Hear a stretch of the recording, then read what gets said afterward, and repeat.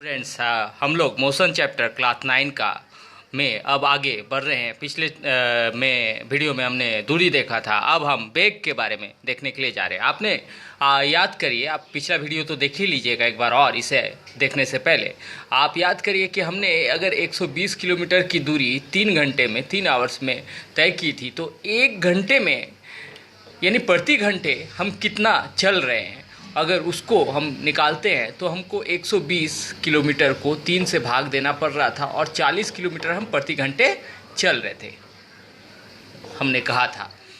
ठीक है, तो ये प्रति घंटा चला जो हमारा दूरी है वही जो है हमारा चाल कहलाए, यानी प्रति इकाई समय में तय की गई दूरी को हम लोग जो है चाल कहते। अब ये समय 1 घंटा भी हो सकता है, 1 सेकेंड भी हो सकता है और 1 मिनट भी हो सकता है, यानी यूनिट आप कुछ भी ले सकते हैं।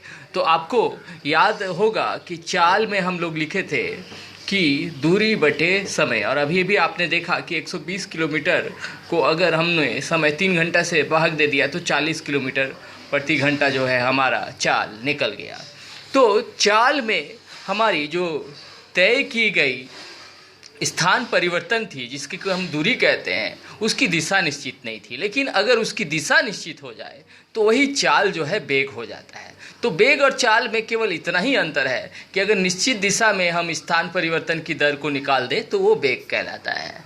तो वेग केवल इतना ही सा अंतर है कि इसमें दिशा निश्चित होता है। तो वेग का परिभाषा कुछ इस प्रकार होगा कि निश्चित दिशा में स्थान परिवर्तन की दर को वेग कहते हैं। अब अगर आप इसमें से सिर्फ निश्चित दिशा को अगर हटा दें तो चाल का परिभाषा हो जाएगा। तो आप इसको नोट कर लीजिएगा कि निश्चित दिशा में स्थान परिवर्तन की दर को वेग कहते हैं। ठीक है, अब देखिए, जब दिशा निश्चित होता है तो वो विस्थापन हो जाता है। आपने चाल में लिखा था दूरी बटे समय, चाल में आपने सूत्र लिखा था दूरी बटे समय।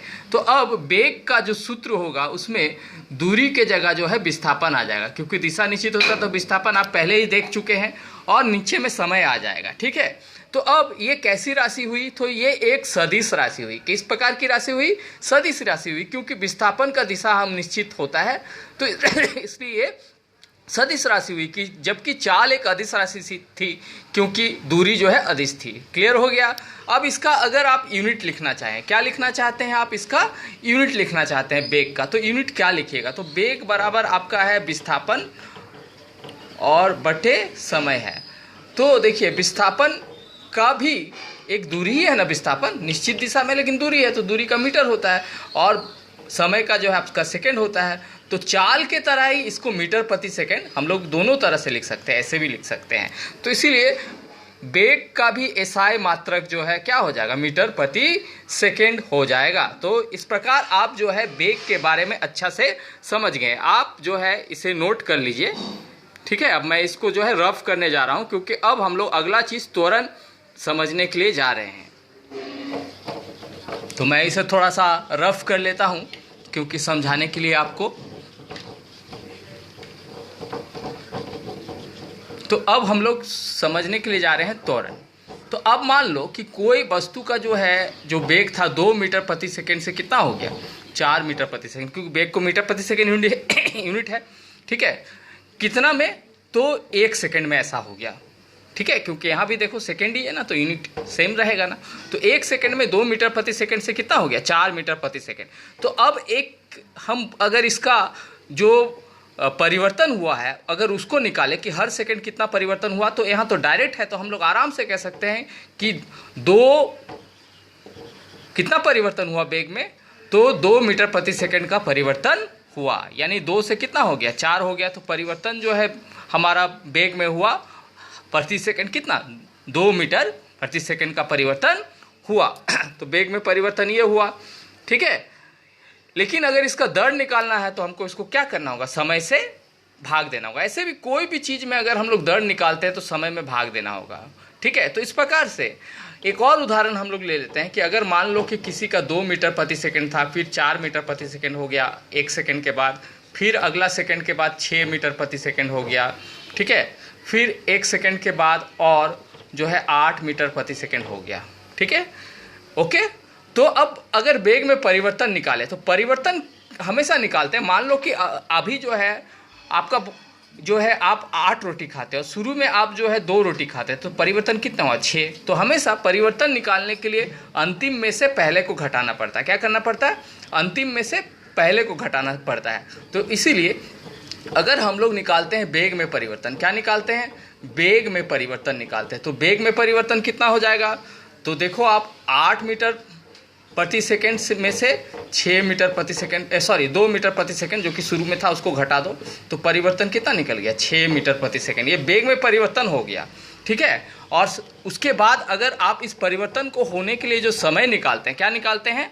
समय को निकालते हैं। तो समय कितना है? देखिए पहले ये 1 सेकेंड, फिर 1 सेकेंड, ठीक है। ये देखिए पहला में क्या हो गया, ये 2 से 4 हुआ, 1 सेकेंड लिया, 4 से 6 हुआ, 1 सेकेंड लिया, और फिर 1 सेकेंड लिया, यानी समय हो गया आपका 3 सेकेंड। कितना हो गया?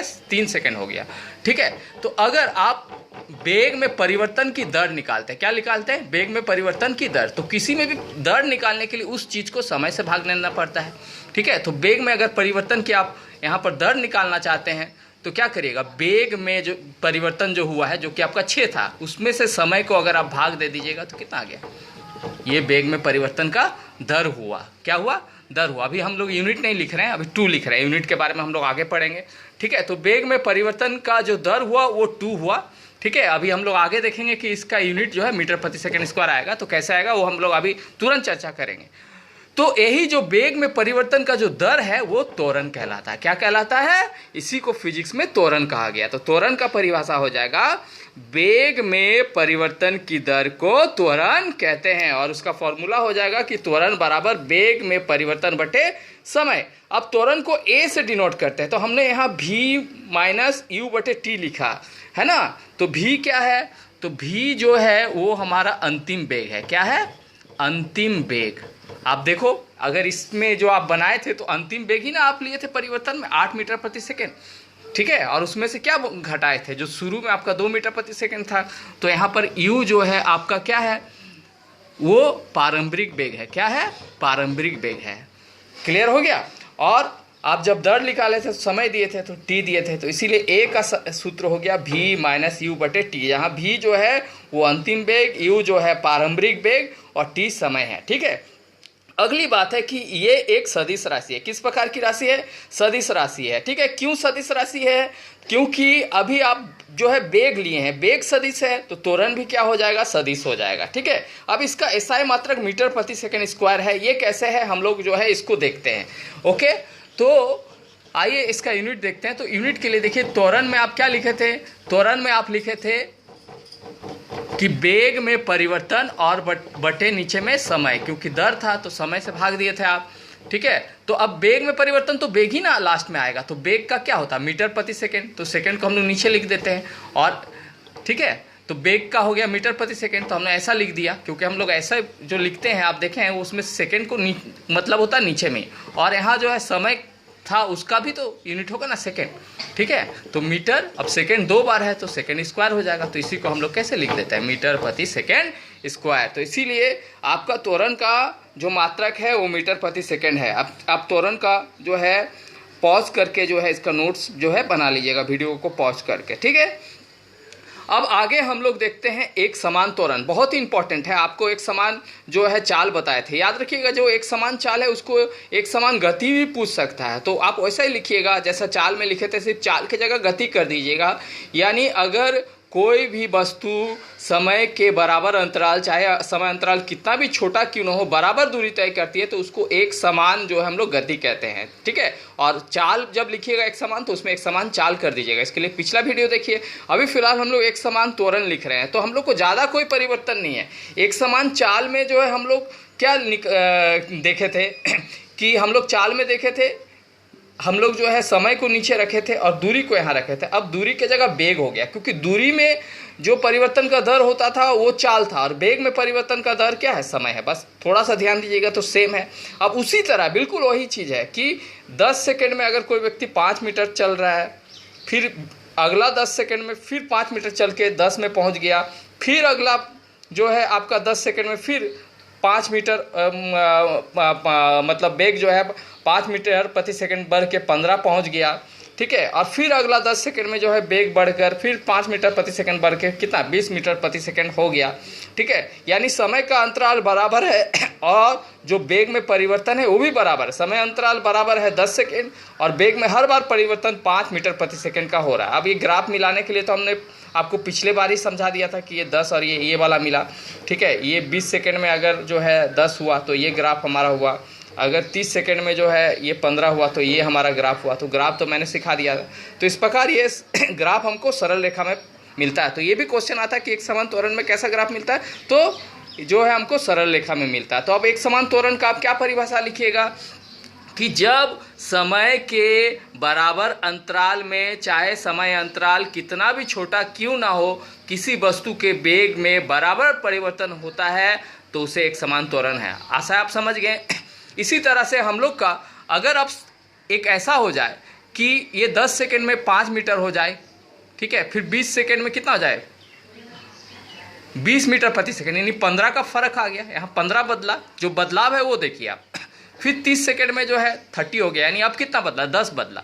तो पहले 15 बदला फिर 10 बदला, यानी अलग अलग बदल रहा है। तो समय अंतराल के साथ अगर वेग में परिवर्तन जो है हमारा अलग अलग हो तो वो हमारा जो है असमान त्वरण कहलाता है। तो आशा इसका परिभाषा आप खुद से लिख के जो है ट्राई करिए। तो आशा ये वीडियो आपको समझ में आ गया। Thank you.